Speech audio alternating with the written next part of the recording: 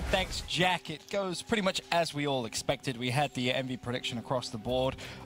Map 1, no chance. I mean, it seemed as if there was a little bit of life there from Epsilon. It looked as if maybe it could go either way. Yeah, no, Hockey was having himself another great game on Doc's hardpoint. It's something you like to see. The role switch for Nathan and Dave seemed to be doing okay. Nathan didn't play great, but Dave was doing fine. So there was hope and potential, and Slasher even got off to a very, very slow start. But despite all the good things going for Epsilon, it just didn't matter. The streak usage even from EnVy, I think, was probably the biggest deciding factor for me. But yeah, EnVy still looked good, still undefeated in hardpoint.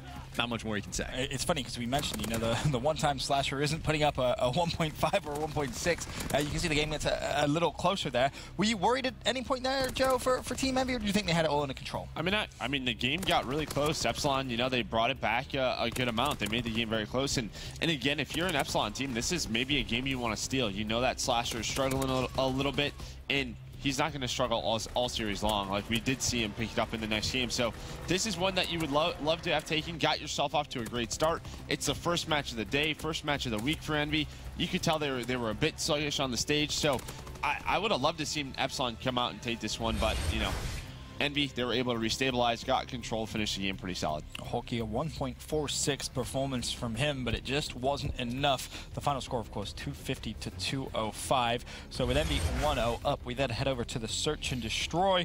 And, I mean, things didn't get too much better. I mean, we saw Nathan yesterday in the Pro League Challenge. He clutched a 1v4. He gets himself a 1v2 clutch in this one chance. But, I mean, it was just it was tough. That's the positives. Nathan had a great 1v2, and then they just got completely blown out of the water after that. Like, every single round, it seemed like EnVy was able to just get control of whatever bomb set they wanted. On offense, they kind of took their pick, and on defense, it was just Epsilon never really had anything. It's like any situation where Epsilon might have had control at some point, whether it's the smokes that push him out back A or just the gun skill coming out over by the B bomb site, that EnVy never faltered. They never had a round outside of the 1v2 where there was a serious amount of concern for them to lose. It was just a dominant performance. Yeah, and I think you saw some adjustments from EnVy, which you love to see. I love the way they attacked the A bomb site. There was a round where they had 4 FG42s. They know how to play the angles, but for me, they made adjustments on their defense, right? They lost a couple of forests, or,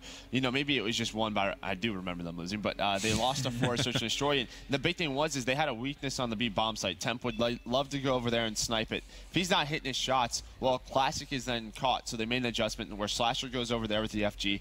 Temp is now in that circle area, so we'll see how that sort of plays out when they play a stronger team on forest search. But you can see that EnVy's trying to switch it up, trying to improve. That's exactly what you want from those guys. A much better game there as well from Slasher. Finishes 9-3 in the Search and Destroy.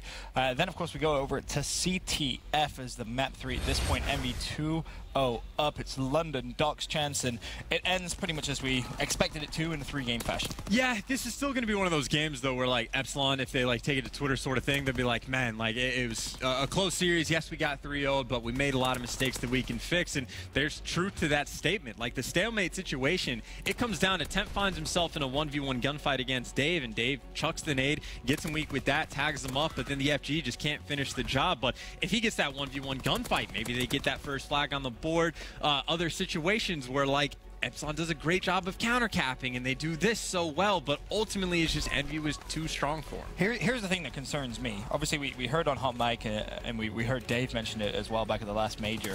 Yeah, Epsilon isn't getting the practice, right? Teams aren't playing us. So when they are making mistakes, Joe, how do you improve on those mistakes if you don't have top-quality teams to play against? You have to learn fast, right? Like, we talked about this last night, about their streak usage. Well, what if they're not getting streaks very often, right? Just plain and simple, when you're playing the best teams in the world, you might not be using those streaks, and you know, that's just, you have to fix mistakes faster. We saw Mindfreak, they were able to do it once they came into their second week. So hopefully Epsilon, I think it was a solid performance. Hockey really stepped it up on both Hardpoint and CTF.